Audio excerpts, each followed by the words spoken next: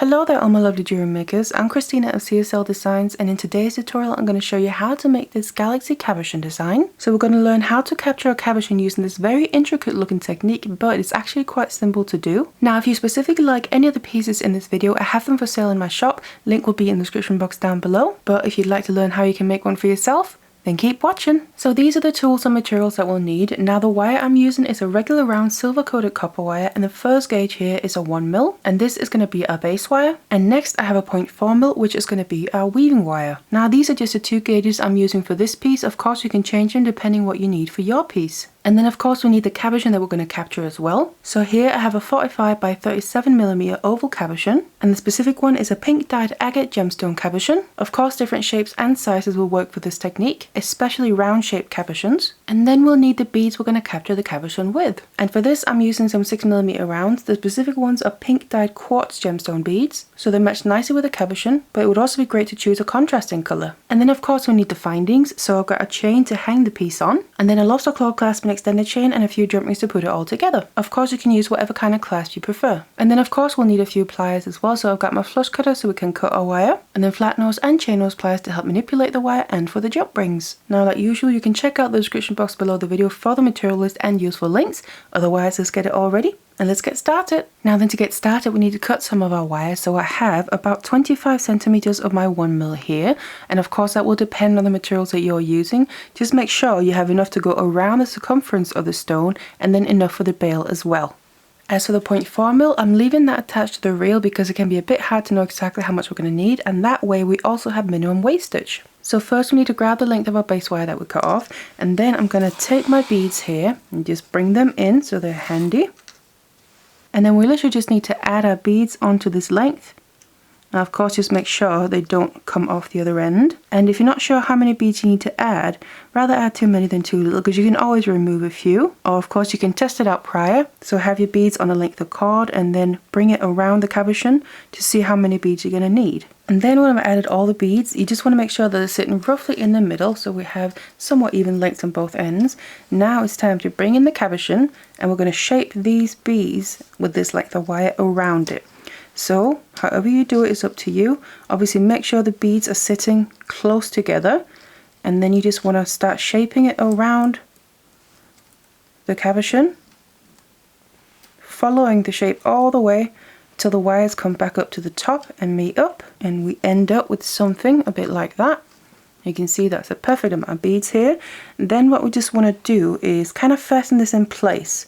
So I'm going to take a pair of pliers and just grab onto one wire at a time right after where that bead is. Make sure that the beads are nice and tight so we don't have gaps all the way around, but grab onto the wire and then bend it straight upwards, coming away from the piece. And then we can just remove it and do the same with the other one. So again, make sure the beads are pushed down, and then right after the bead, grab onto the wire and bend it straight upwards. So what we have left of these two ends of wire is what's going to then create the bail. But we then have the basic shape in place, and of course we can just double check with the cabochon, because we do want to make sure that the cabochon fits in there nicely, so the beads are sitting around the outside of the stone and not kind of coming in over the top or behind. But before we start actually capturing the cabochon in place, we're going to focus on the bail. And this is where we're going to get our 0.4mm wire out. And just starting on one end of the 0.4mm here, I'm just going to attach it to the wire first of all. So I'm just wrapping it around a couple of times, and then make sure the wraps are nice and tight, and then we can just push it down. We have that little tail to hold on to, and then we're going to start making our figure of 8 weave to basically fill in the bail. So just hold it in place for now. Have the very bottom of the wire where the bends are sitting very close to each other, and the 0.4mm is coming down between the two base wires. I'm going to cross over to the other side and then basically wrap around that base wire, come down between them, and I'm going to do that twice, wrap around and come down between. And again, we can always just use pliers to help push it in place, especially down here because it's a bit tight for the fingers to get in. And then we cross underneath downwards again to wrap around the other base wire. Make sure your wraps are nice and tight. And this is basically how we're filling in the bail. Now it's up to you how you want yours to look. What I personally like to do is have a bit of shape in it. So as you can see, my base wires are going outwards at an angle here. And then when I get to what's going to be the midpoint of it, I'm going to have them go back inwards again. But you just want to keep weaving here until we then reach that midpoint of the bail. So now I've filled in the first half of the bail. Then to bring them back in, like I mentioned, I'm going to just take my pliers and go right after where my last wrap is. Make sure it's all pushed nice and tight down. And then bring the wires back inwards towards each other again, to basically graduate inwards towards a narrow space, just like where we started out. And then you can just pick back up your weaving. And the only thing is you just need to be mindful now that we're weaving from a wider point to a narrow point. And that makes it a little bit different because the wire is going to naturally want to slip down towards a narrow point as we weave. But to try and avoid that, what I'm going to do is whenever I'm doing a wrap, I'm going to hold down the previous wraps on the opposite side while I'm doing them to stop the wire from slipping down. Again, push down your wraps. And then as I bring it to the other side, I'm going to then push down the wraps that I just did while I'm doing the wraps on the other side. And of course push them down as I'm doing them as well. Make sure to keep everything nice and tight. And that's basically how you avoid the wire slipping and you manage to get that nice and tight weave. So now I've got the whole length of the bail here. What I'm going to do is actually shape it straight away. So first of all, I just like to push it forward a bit. And then I'm going to take any form of mandrel you have. I like to use crochet hooks because they come in many different sizes. And just place it just below the midpoint and push the rest of the bail back over the top towards the back of the piece here, so it's coming straight down on the other side. And then we can just adjust it, get it into position. And obviously we want the wires where the end of the weave is to meet up with the front where the bail starts. And then once you're happy with it, what I'm going to do is just keep hold of the bail, and then the two tails here I'm going to push towards the front, and then we can just use this little tail that we left in the beginning to help fasten that in place so it's coming around. And then I just want to bring it in between the wires from the bail and basically just kind of attach it a little bit, bring it all the way up below where our wraps are, and it just helps secure it in place. We literally just need to do a couple of wraps, not much, and you can always use pliers to help grab onto the wire. So wrap it around a couple of times and then we can just get rid of the excess of the tail. So cut it off and then make sure you have just a tiny little end left that we can then tuck in between the wires and get rid of, so the actual end doesn't stick out and away from the piece. And then we just want to get rid of the excess ends of the base wire here. So I'm just going to grab my flush cutters, go in and cut them off as close to where they basically bend from the back as possible. And obviously make sure they're not sticking out through the front. So cut them off, and then you can always just see if they need just a little bit of more pushing in, so we get rid of those ends as well. And then we're left with our frame that now has a bail. So all that's left to do is obviously actually attach the stone itself. And we still have our point formula attached from the bail, so I'm going to keep using that.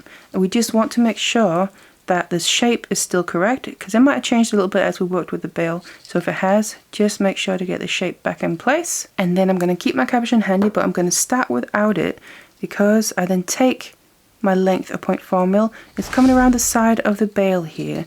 Now what we need to do is start crossing our wire over and under and over and under in a pattern that creates that beautiful effect and obviously also captures the actual stone. Now what we need to do is count the amount of beads, and it's up to you how many beads. That will determine how the actual end piece is going to look. And in this case I'm just going to count 6 beads from where we are. So 1, 2, 3, 4, 5, 6. And then bring the wire over the top here and then down between those 2 beads, and then flip it to the back and then bring it back up towards the bail. And I'm then going to go on the other side of the bail. The bail kind of acts as a bead spacing wise, and then coming between the bail and that bead there, flip it back to the front. And now we just need to keep moving 1 bead away from where we were before.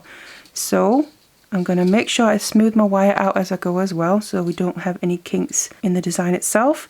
I move 1 bead further away from the previous wrap that I had, bring that around to the back between those 2 beads, and the same on the other end. I'm going to also move 1 bead further away And obviously I'm going to be doing that in the same direction all the way along. So keep flipping back and forth, move one bead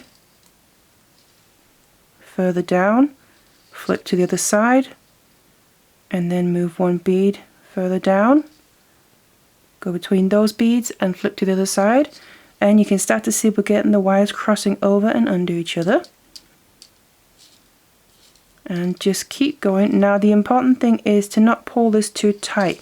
You obviously want your wire to be taut so it's not loose and maybe falls off the beads, but you also don't want to be too tight as we're doing the wraps here, because you might end up distorting the shape of the frame a little bit.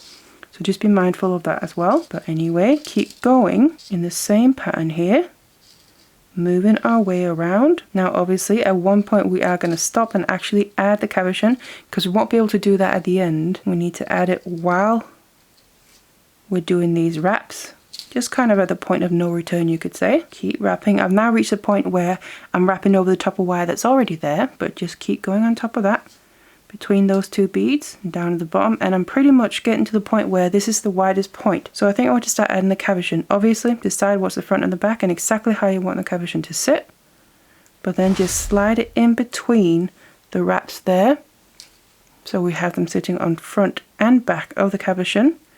And then you just want to basically hold it in place for a bit, and obviously make sure it doesn't fall out, but it's going to gradually get more and more captured in place by these wraps here that we're making. So just hold on to it the best you can while we continue to cross our wire. Step one bead away from the previous place, flip it around and step one bead away, and then we can also really start to see the pattern that we're getting. It creates a really beautiful effect all the way around that also ends up looking a lot more complicated than it actually is. Now reached all the way back up to the top on the other side here, and I'm then just going to go between the bail and that final bead and then flip it around and continue the pattern, and then between the next bead down, and then I'm going to go on the other side of the bail and between the bead on the other side there, and then just flip it around. And of course you can always stop here if you want, because this is also a very beautiful look. So that's completely up to you and how you want yours to look, but I'm just going to continue.